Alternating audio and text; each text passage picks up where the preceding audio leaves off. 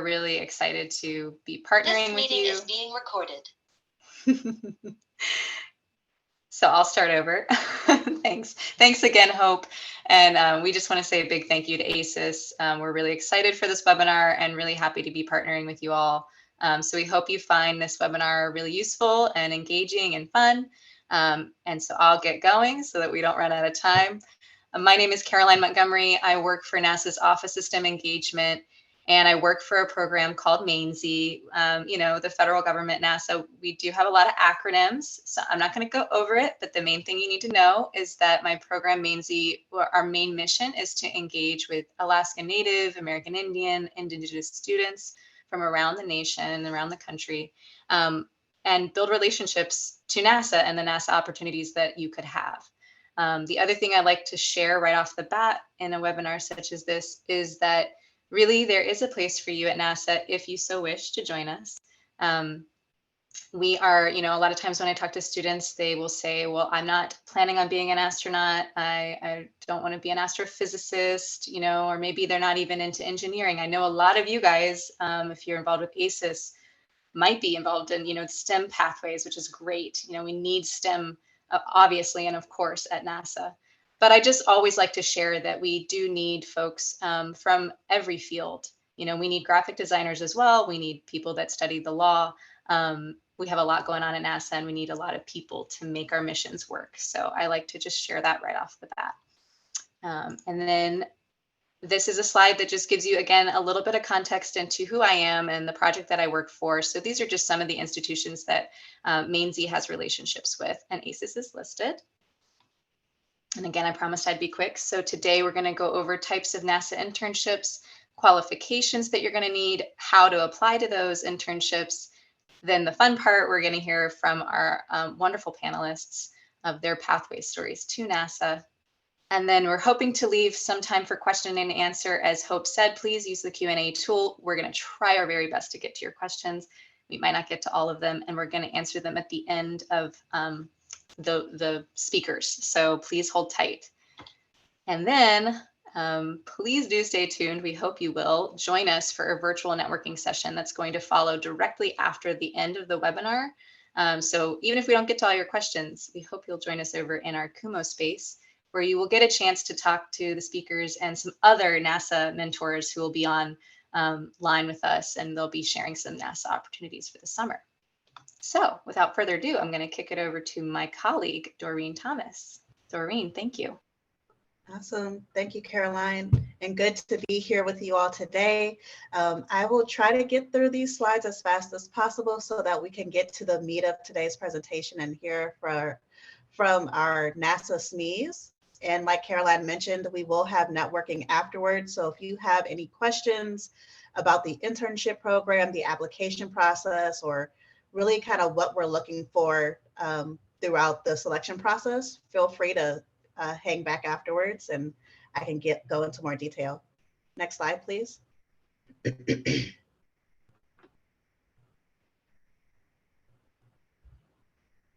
Hey, Caroline, can you go to the next slide? There we Apologies go. No worries. So we do have internships available across the US, as you can see on the site. And because of the pandemic, we have been virtual. And in this virtual capacity, it's really been great for our students because we'll ship you everything that you need to your home. So you can really focus on finding a project of interest to you versus maybe just specifically looking for a center that's close to home. Next slide, please. And as Caroline mentioned, there's a place for everyone here at NASA, whether you're in engineering, business, earth sciences. For myself, my background is in IO psychology. And so we do need everyone here at NASA to help our missions get off the ground. There is a slight joke that, you know, if it wasn't for, you know, the people behind the scenes, you know, a lot of our missions wouldn't happen. And so we're really excited to have you all here from a variety of backgrounds. Next slide, please.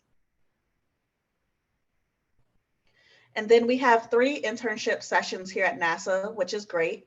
So we have fall and spring internships, which can be part-time or full-time, fully understanding that you all may be in classes. And those run 16 weeks. And then we have our summer internship program. And that is what we are actively recruiting for. And those applications are due about mid-March. And the summer program is 10 weeks. Those are full-time internships. And right now, those dates are looking like June 6th through August 14th. There is flexibility depending on when you get out of school and when you need to be back in the fall. In our internships, they are stipend paid.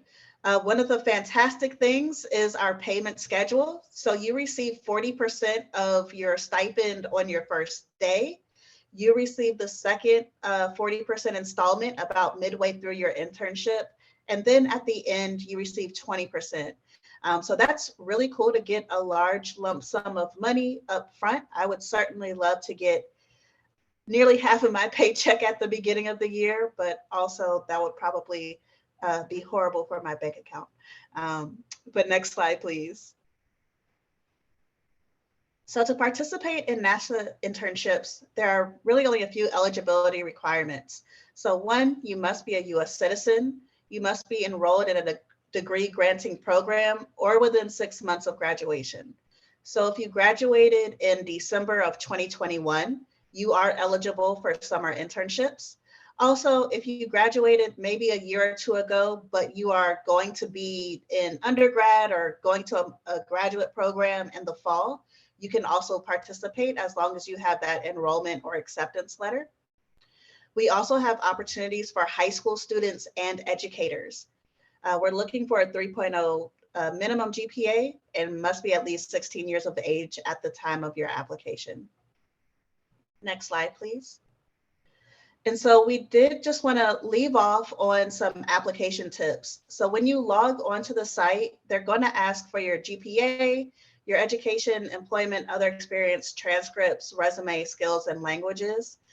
So just be prepared to sit down and, put all of that into the system and then put your resume in. Right now, you can't necessarily copy over your responses. So we are encouraging folks, like as you're filling out the application, like copy and paste your responses so that when you go to apply for another project, you can just automatically fill it over. Next slide, please. Another question we often get is, how can I stand out? And one thing I always want to encourage folks is to really add your personality to the Why NASA prompt. I think you have 250 characters to respond to this, so it's about a tweet. So you can really respond to it in a manner of, what made you excited about the field that you're studying? What got you interested specifically in NASA? Or, you could talk about different challenges that you've been in. So those are things that you can look into. Next slide, please. And then provide a comprehensive resume. We are not an agency that's looking just for a one-page resume. So if you have, more details to fill in, go for it. But these are a few things that should be included. Some obvious things, but sometimes things that get left off: your name and contact information, where you're currently attending school, and then also any personal projects that you may be working on. Those are also relevant. You don't have to just look at, job experiences where you were paid or even your classroom experiences. But if you're running projects independently, if you have your own business or anything like that, definitely put that on your resume. Next slide, please. And then building your resume using the STAR method or SAR. So essentially, you want to tell us what you were assigned to do, what actions did you take to accomplish that goal, and then giving us the outcome, the results. And so those are great ways to build out your resume. And we can certainly share this so that you all have this as a reference. Next slide, please. And so we'll skip over this one. All right, and so last thing, please stay in touch with us. We do want to know what projects of interest you have. I will drop my LinkedIn and my email address in the chat for you all. So as you're applying to projects, please circle back, let me know, and let Caroline know so that we can be advocates for you internally. And thank you all for your time. Thanks so much, Doreen. And just, you guys will, this is recorded and we'll make sure you have all of these resources. So this is yet another slide, just sharing how you can stay in touch with us and follow the internships program.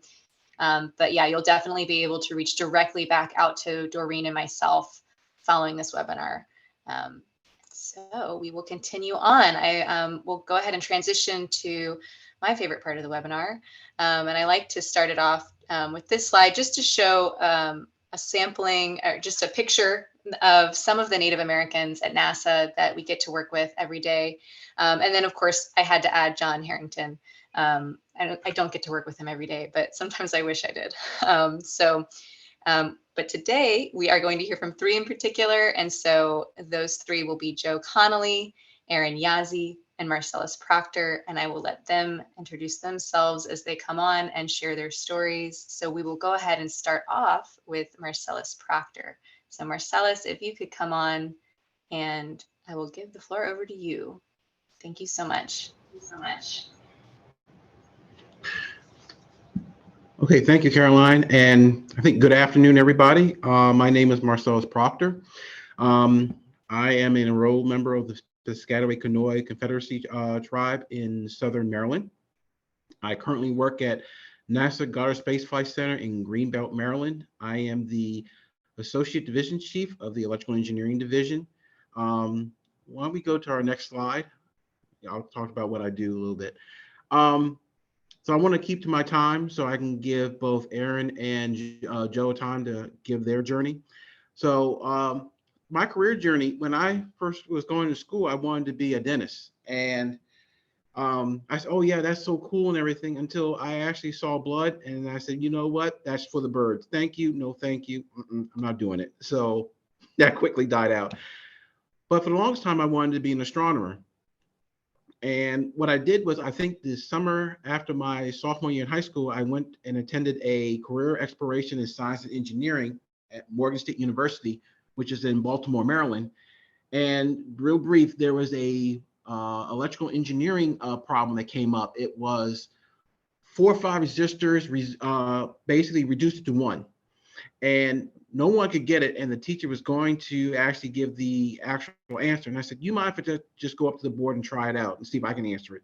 They said, sure, go ahead. So I went up, solved the problem. They said, you're the only one in the class that actually solved it. So they pulled me aside and says, did you ever think of being an electrical engineer? And I said, oh no, I want to be an astronomer because they make lots of money. Okay, you know how, we'll leave that for another discussion. So they actually took me to their career center, and they asked me, this was 1991, they said, I want you to look up how much an astronomer makes at a PhD. And it was like 64,000. And they said, okay, now look up what a electrical engineering person does just coming out of college. And it was like 35, even 40,000. I was looking at him like, okay, I think I might want to have a career change. But because of that whole experience, I actually decided to become an electrical engineer. So yeah, starting my junior year, I decided I was going to be an electrical engineer. I was probably one of the few students that knew what major I wanted to do, what career I wanted to do. So next slide.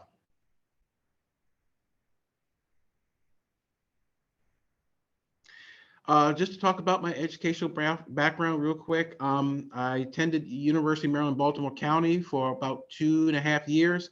I did my pre-engineering work there. Then because they didn't have electrical engineering as a bachelor's, only master's and PhD, I had to transfer to the University of Maryland, College Park, where I got my bachelor's. After that, I took some time, did some work. Someone gave me advice, and I will share it with anybody. I'll share it with everybody.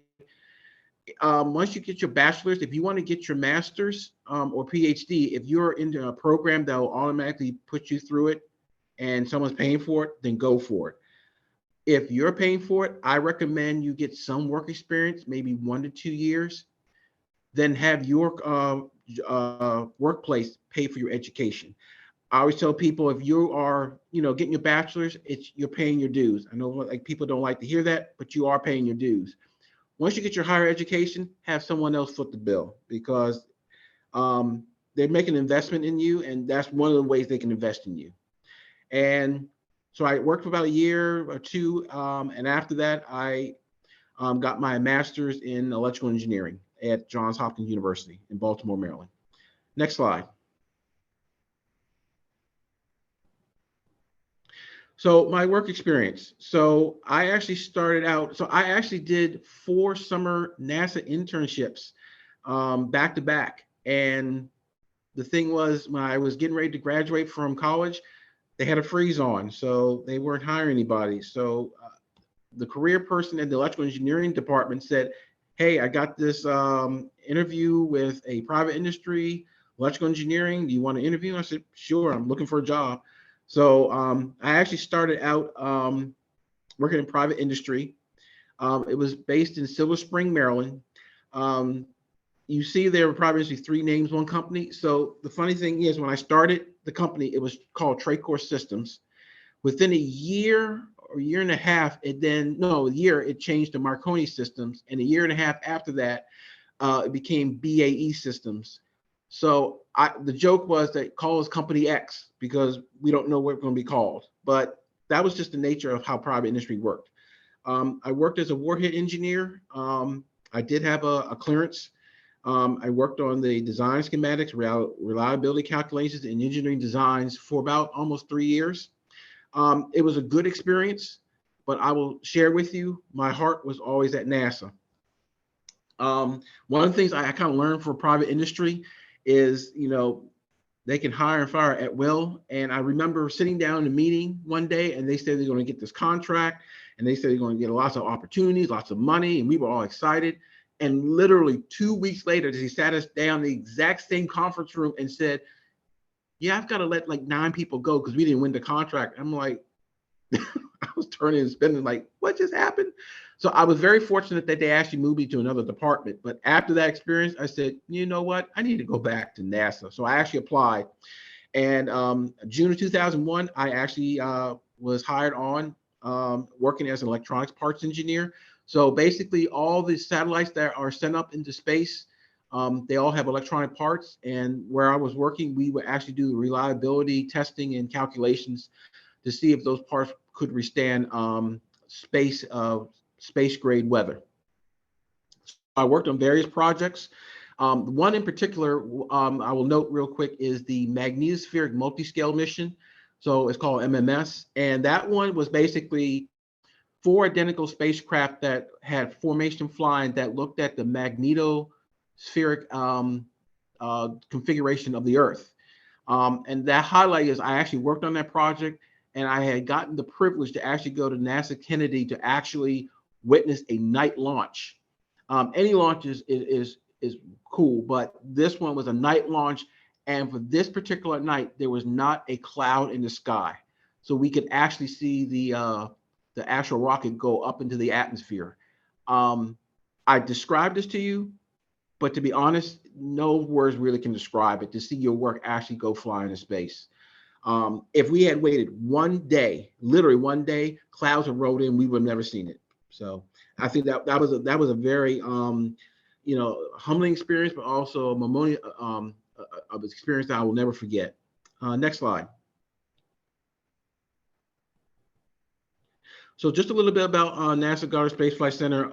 We actually look at Earth and Earth systems. So anything dealing with the atmosphere, the polar ice caps, the water, usually a lot of our satellites are geared towards that. Now, other NASA centers do other things, and I'll let my other colleagues talk to that. But this is really the focus of Goddard. Next slide. Just a little bit of what I was doing as an electronics engineer. We would actually take parts and do testing with them. The picture to my right, hopefully your right, is called a scanning electron microscope. I think some of you may have seen it. So we can actually take things and look at it at the micron level or even the nanoscope level of how the actual parts are actually put together. So they're very, very small. bottom left, we actually do, if you know fiber optics, you probably have Verizon, how they, get cable or fiber optics to your home. Well, it's something similar here. We actually are transmitting information within a spacecraft, and we use fiber optic cables. However, we just can't go to a store or to a company and actually build them. We at NASA will build custom fiber optic cables from scratch, depending on the mission and the requirements. And these are one of the kind unique cables that we build. And also we evaluate like specific circuits that do multiple things. So it may not be a typical circuit. It may do 4 or 5 things. And we usually sometimes will design or test them to make sure that it actually does what it is required to do. Next slide.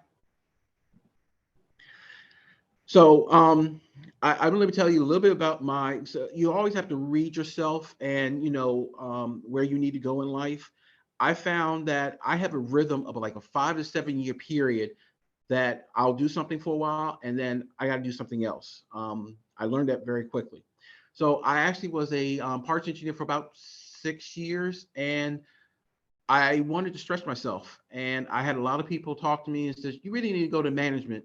I'm like, nah, I really shouldn't. But after a while, I said, management may not be a bad thing because it will get me out my comfort zone. And I'll tell you right now, getting yourself out of your comfort zone is the most hardest thing to do, but it was probably the most rewarding. So what I did, I applied for an assistant management position in my branch for parts engineering. I got that. And I actually dealt a lot with the institutional budgets, internal operations of the branch, and helping the branch head, who's my supervisor, in doing, running of the organization. I did that for almost 7 years. And guess what? I had the itch and I had to do something else. So I applied for a division position, which is assistant division chief. And one of the main objectives of that position was I had to manage the division contract, which was around like between $400 and $600 million. And I had got to meet a lot of people, a lot of talented people in the contractor world. And I did that. I also had to do the division budgets. I had to do manpower estimates. Another thing I had to learn real quickly was time management, because a lot of times I was in meetings most days, and you just have to balance your time the best you can. So I did that for, guess what? Another 7 years. And guess what? I had another itch, and I've done this for a while. And actually part of this job I did in the pandemic. And I said, you know what? I need to stretch myself a little further. So I applied for the next position in the division office, which is now I'm currently the associate division chief. And that's one below from the chief of the division. And I'm actually looking at, I do oversight of the budget. I do oversight of the contracts, but I also work with the flight projects in terms of being the champion, and making sure that electrical engineering is actually, either staffing or if there's any issues technically, that I am actually coordinating that and getting it to the right people. Next slide. Just a little bit of what I did for my management jobs in the division. I said I was a contracting officer. I did that for 2 solicitations of contracts. I'm actually on the 3rd one right now, and I'm actually doing the formulation of that contract as we speak. In terms of oversight, I actually did, I had to look at the travel budget, training, the property within the division and the various branches. I do oversight of our information technology, like our computers, cell phones, storage devices. I had to do that. And also in terms of administration, administrative, we do, like we have like secretaries, program specialists and analysts that look at the data and stuff. So I kind of do the oversight of that in the division. Next slide. So personal background. I will say that NASA has allowed me to focus on my technical career and the work that I do, and in terms of electrical engineering. But NASA's been very beneficial to me in terms of expressing and also interacting about my cultural heritage. So I was born and raised. I was born in DC, but I was raised in Maryland, Prince George's County. As I said, I'm an enrolled member of the Piscataway Conoy Confederacy.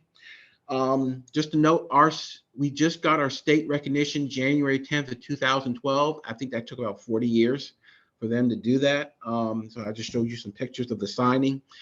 There are 3 subgroups of the Piscataway tribes: Piscataway Indian Nation, the Piscataway Conoy Confederacy, and there's another one called the Cedar Band of Piscataway Indians. Now, with like any organization, they run things differently, and sometimes they may not agree with everything, but we all agreed that state recognition was important to all of us, and it had to be achieved. Next slide. Just some personal backgrounds about me. I actually hosted an event at Goddard after John Harrington came back from his mission, STS-113, and he came out and greeted everyone at, I think we had a personal, okay, y'all, I fired a chuckle on this. We actually had a personal meet and greet at Famous Dave's barbecue. Then the next day he went to Goddard and actually did tour a couple of our labs and met some people at Goddard. I was very privileged to actually, I think the day after John Harrington, to actually go to an event where I met one of the co-talkers, and I asked John, I said, I'm meeting this person. I was super nervous. Says, would you mind if you give me a signature so I can at least give it to him as a gift? So I was able to do that. I hosted 2 of the AISES GRC meetings at Goddard. You see me in the middle I think that was at Kennedy. A while back, I was in front of the launch site. You see me in a mask here with a tuxedo. So one of the things I do on my off time is I'm a violinist.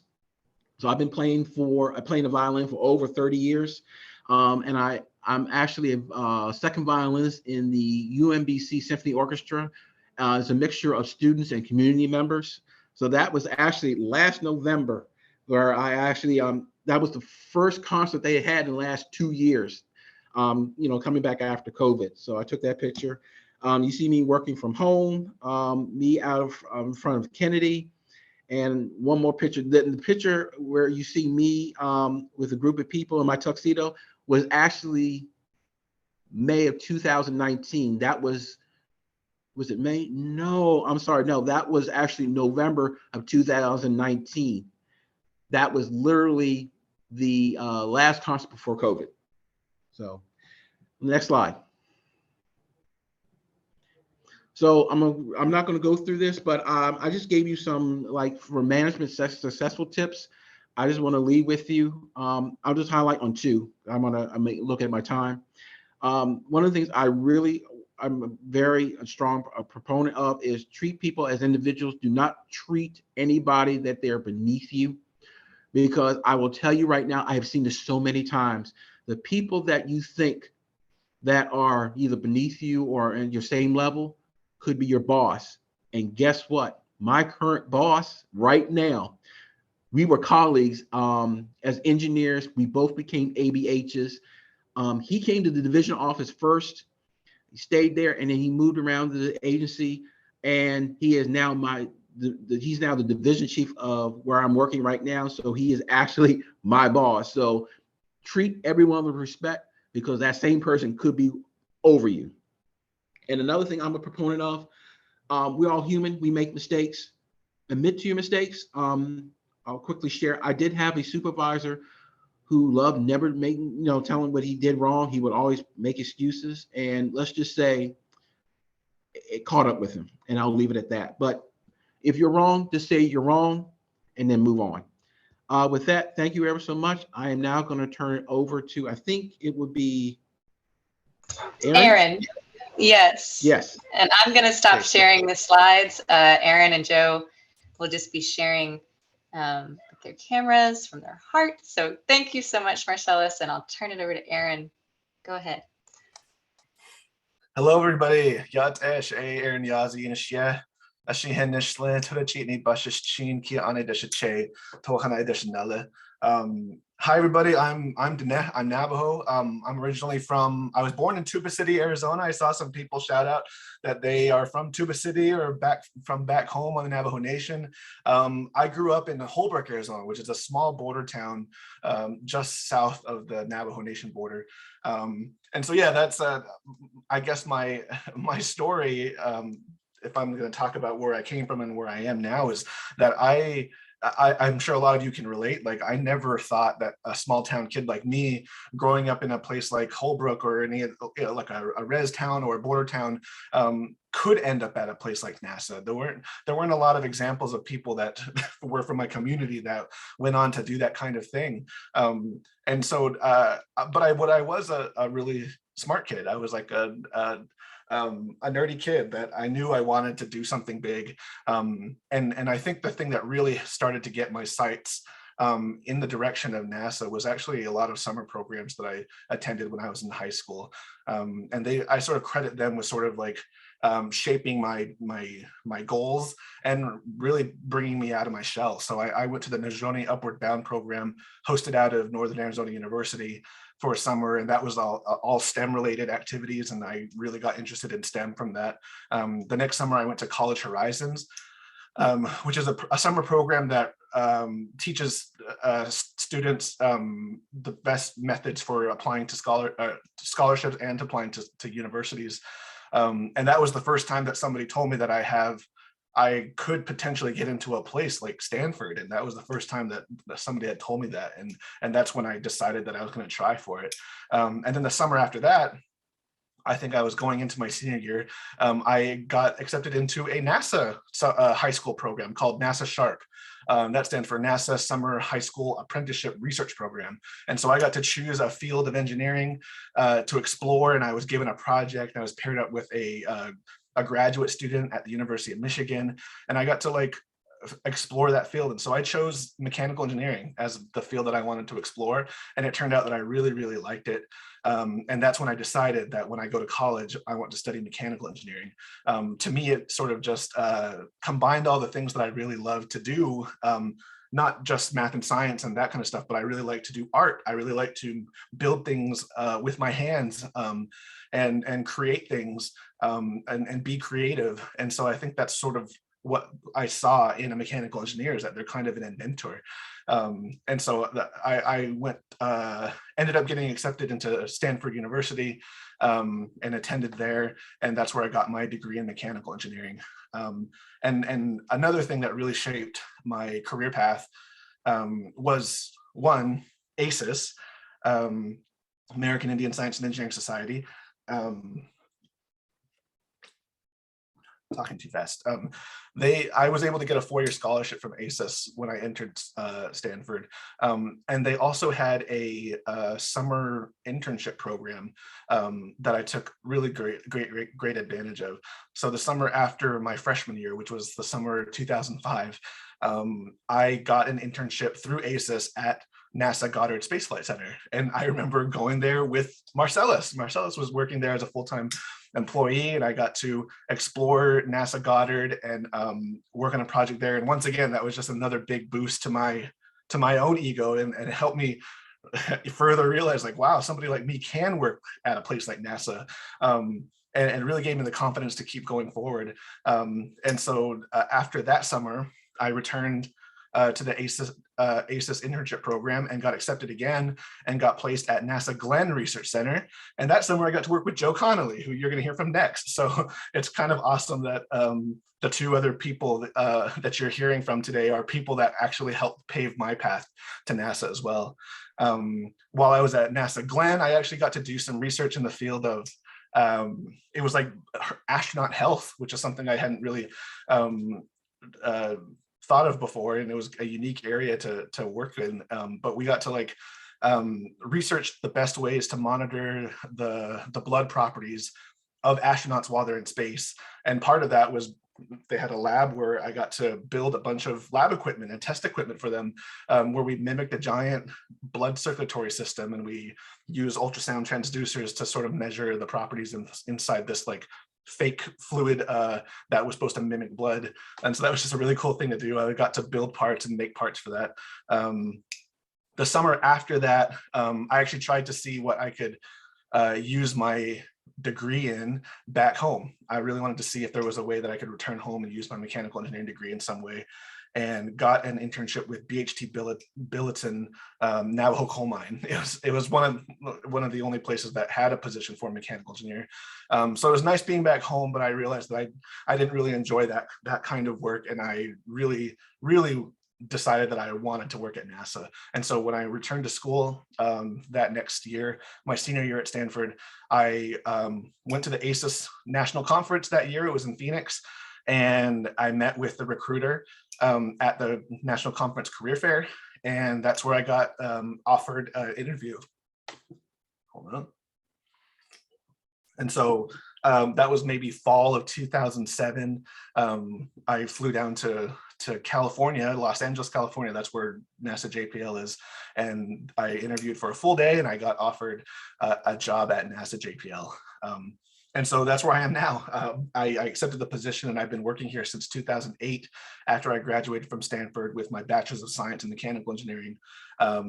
JPL, which stands for the Jet Propulsion Laboratory, is our specialty, I guess. The thing that we are most known for in our focus is robotic space exploration, whereas other centers might deal with astronauts and the ISS and that kind of thing. We deal with sending robots into space, and a lot of the missions that we've sent into space actually were most known for the ones that went to Mars.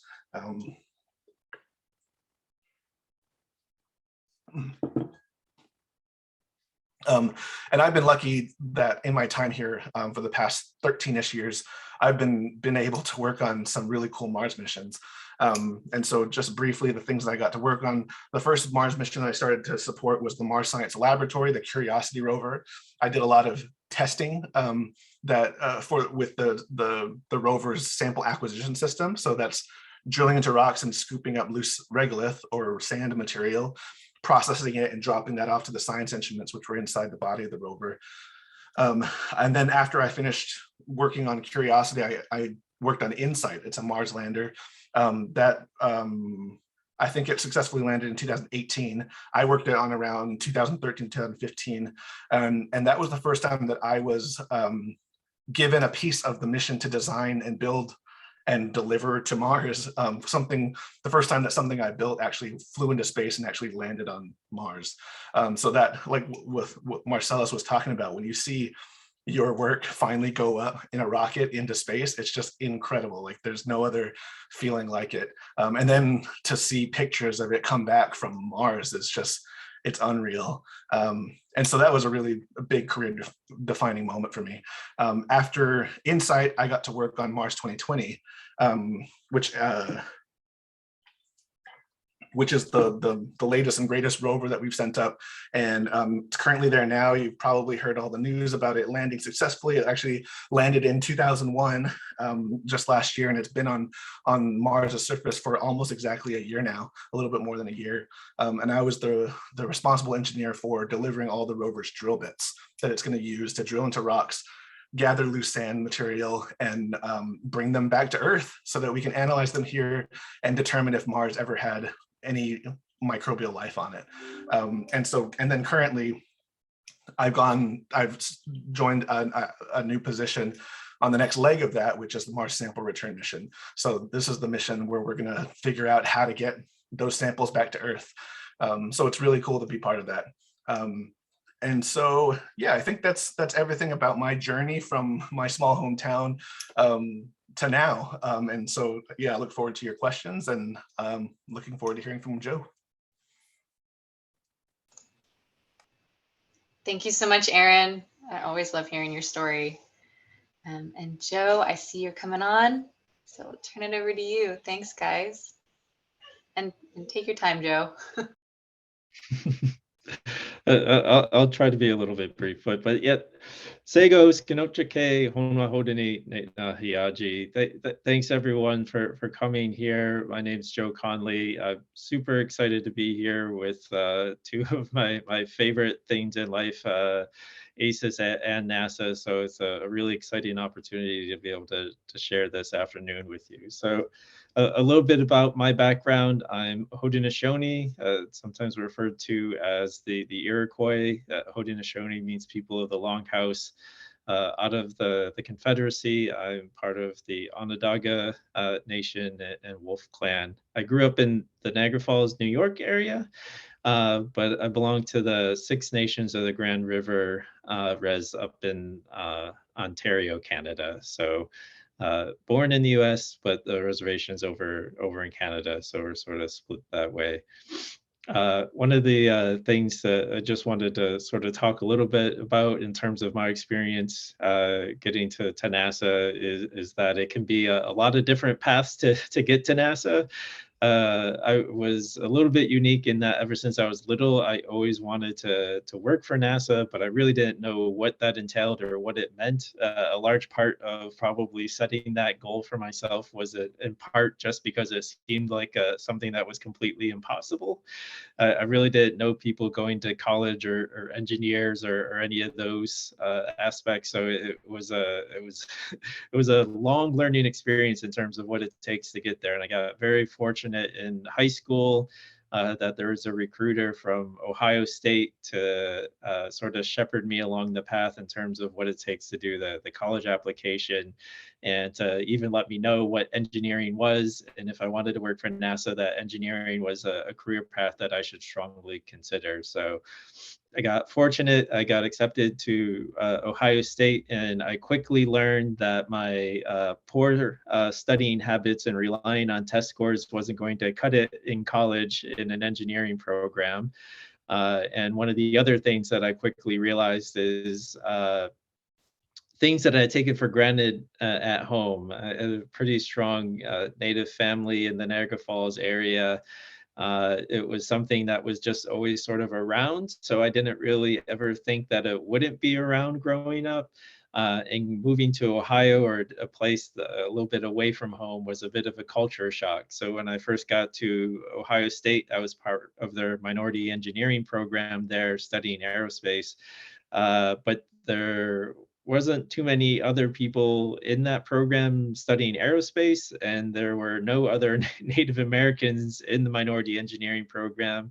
And when what I could first tell at Ohio State, there were no other Native Americans at Ohio State. So it was a bit of a humbling experience in terms of just the culture shock and sudden change in terms of expectations and support networks. So I quickly learned that there were other organizations supporting some of the other students in my program, like the Society of Women Engineers, SHIP, NSBE, some of the great other engineering core societies. And at the time, I was still unaware of AISES.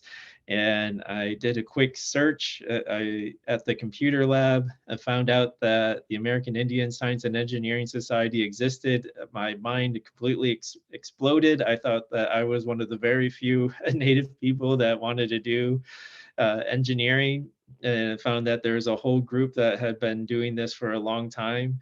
I was completely enthralled and got connected with a couple of people to try to start an AISES chapter at our school, and I credit that with really what turned around my grades. My first year at Ohio State was not the best. I definitely had some bumps along the way in terms of study habits, but starting the AISES chapter and finding other Native students at Ohio State really started to create a community, and then we sort of supported each other throughout our academic activities.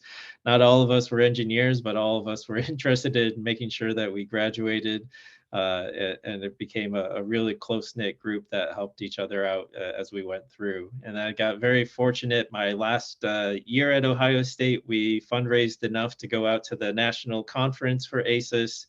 It was in Albuquerque, and I was able to interview with NASA at the career fair, and was able to get hired and get a position there. And it was an incredible experience to be able to do that.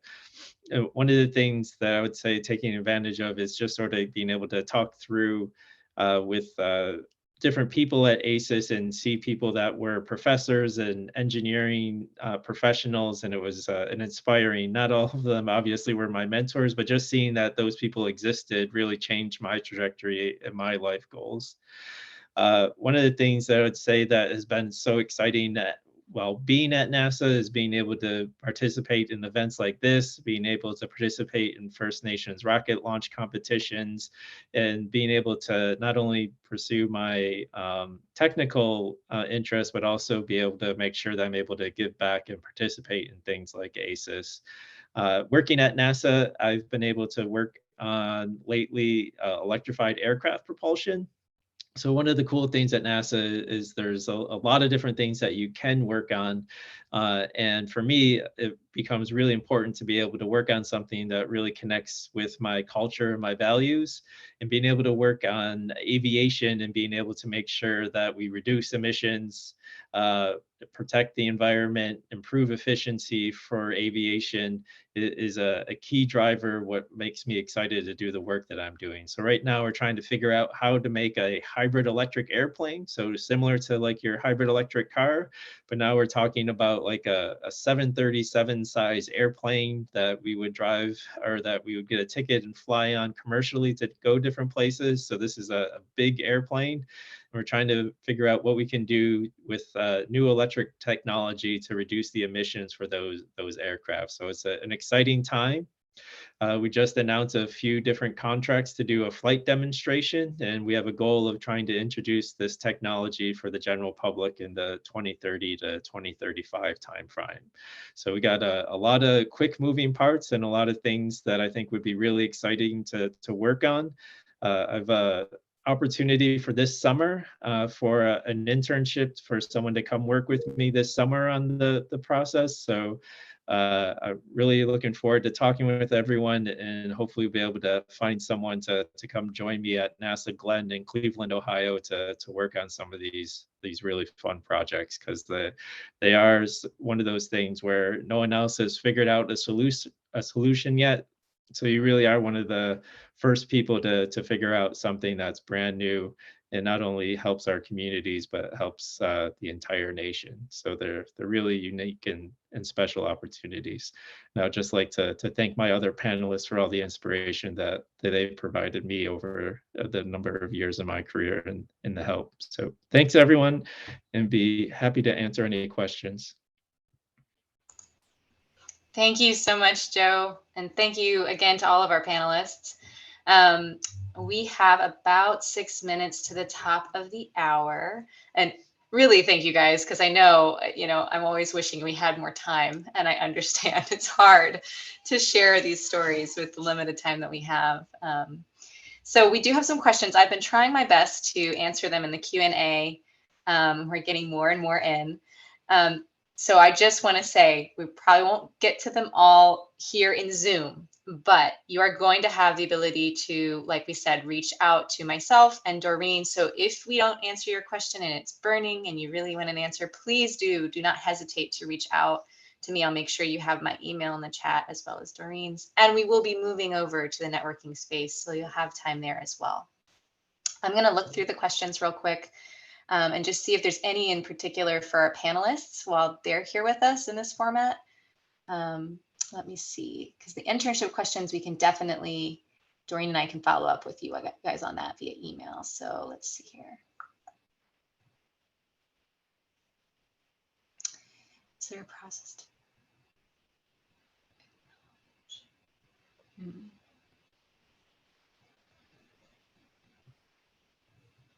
Yeah, so there's sorry, Joe, go ahead. Go ahead. I was just going to comment while you were still flipping through. Well, there's a question here about, being recently graduated, advice on graduate programs or career options at NASA. And so, I know, Joe, sometimes you and Aaron have some advice on that. I could share about pathways and other things, but I'll let you guys jump in on it first, and then I'll fill in as needed.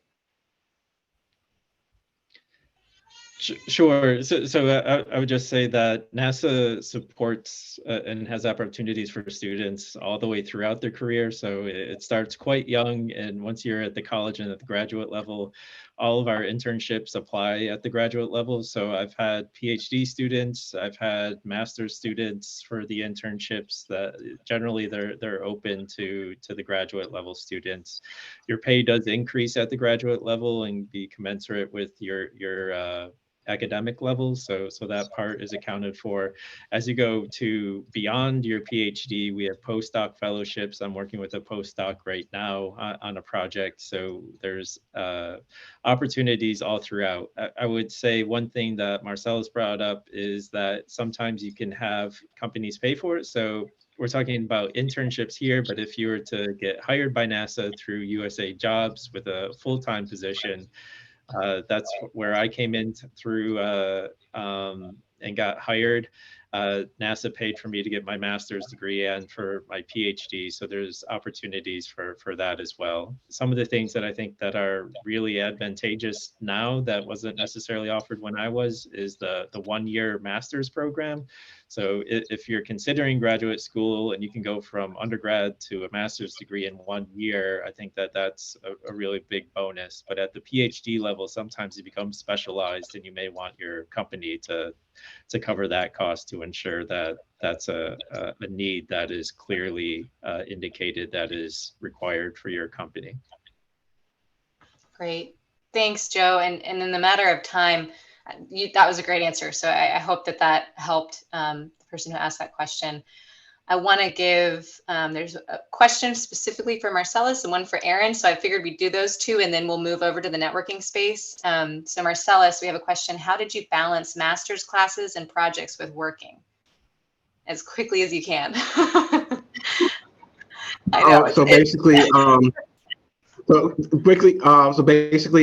classes and work. I mean, the classes I took actually helped with work. So that's one of the things you need to do is whatever the master's or PhD you're doing, try to align it with the work that you're doing, because what's going to happen is they'll intertwine and it won't be work at all. It'll actually be going hand in hand. It's something that you enjoy doing.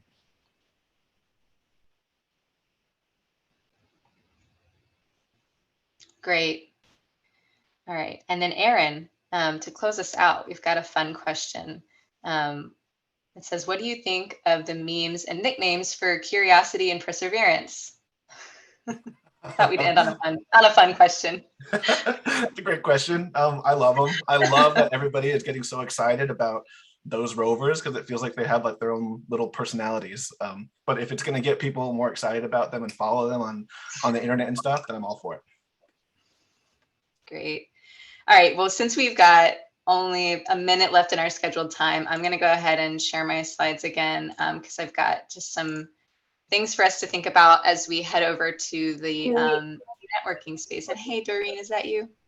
Hey, Caroline. Yeah, I just wanted to put one thing or mention one thing. We're getting a lot of questions about, really where to start when looking for the internships and the projects.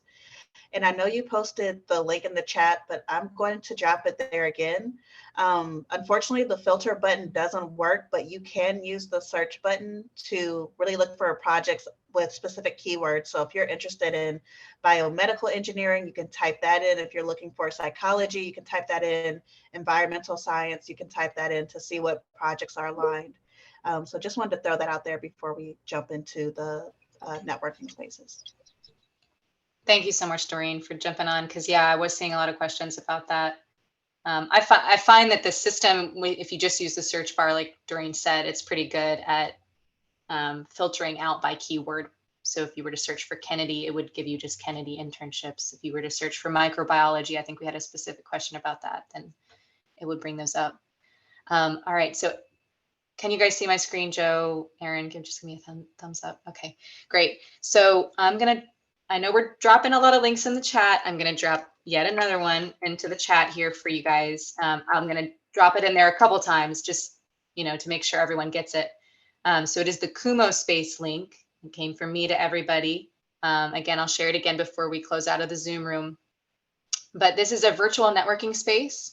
So we're going to transition over there. I'm going to ask if Hope can hang on the line. I'm going to keep my Zoom open as well, just so if anyone's confused and needs help, we will still be here in Zoom. But we are going to migrate over to Kumo Space. and there will be 5 virtual rooms. So when you go to that link, you're going to see 5 rooms, and those rooms will be ground control, Mars, space station, Jupiter, and Saturn. I know, very creative. And so in ground control, that is the place to go if you are a little bit confused. You might need to just navigate and get acclimated to the Kumo space area. You might have a question about who's in what room again. So please do use that room for that. I will be in there. Doreen will be in there, and our colleague Rachel Owens will also be in there. She's from headquarters and internships team. That is also the room that you should go to if you have general questions about internships and how to apply. So again, Doreen and Rachel will be the go-to for that. And the way that this system works is when you go into the room, there's enough space for us to have 3, 4, 5 different conversations going on at once in that room. You'll see like a little bubble around the person that you want to talk to, and you just enter that bubble and you'll be able to hear what they're saying. You guys will have your own, conversation with whomever would like to join that group. So I'm going to go ahead and go to the next slide here. So here are our room assignments for our NASA folks. So take note of which room you should go ahead and enter into and stay in. So we're going to have our speakers, Aaron, Joe, and Marcellus. They're going to be hanging out on Mars. I had to do that for Aaron. Then we'll have on our International Space Station, we're going to have Libby and Elizabeth. We'll have Matt Pierce, Daniela Scalise. And then I'm sorry, we will not have Sativa. So Lauren Denson, if you're on the line, you will be in Space Station as well. Sativa couldn't make it. And then on Jupiter, we're going to have Valerie, Elizabeth, and Timothy. And then in Saturn, we'll have Eddie, Raquel, Allie, and Rick. So I know this is a lot of information. Any room you go into, you're going to have a great conversation. In each room, I have signs of who is in there. So again, I'm trying to make it as easy as possible for you guys to know who is where. But I want you guys to have fun. We have about 30 minutes in these rooms to hang out and meet some NASA folks, talk to them. This is an informal networking session. We don't expect you to have your resume ready to hand to us. It's just a place for you to connect. Are there any questions, real quick, from my panelists specifically, about what we're doing? So I think I heard somebody. Okay. All right, I'm gonna drop the link again into the chat, and you guys can start migrating over to Kumo Space. Can't wait to see you over there, and let's have some fun. Thank you, everyone. Thank you, again, everyone. I'm going to hang out. Go Sorry, ahead. I was just going to say the same thing, Caroline, that thank you all. Thank you to the panelists, and I'll hang out for a couple minutes like you mentioned, and we'll be here and hopefully get everyone transitioned over. And have a good rest of your night, if not. Thanks, everyone. Thank you. Yeah, I'm going to hang out a little bit in Zoom here. I'm going to put my NASA email in the chat for folks. If you, like I said, didn't get your question answered, please reach out to me.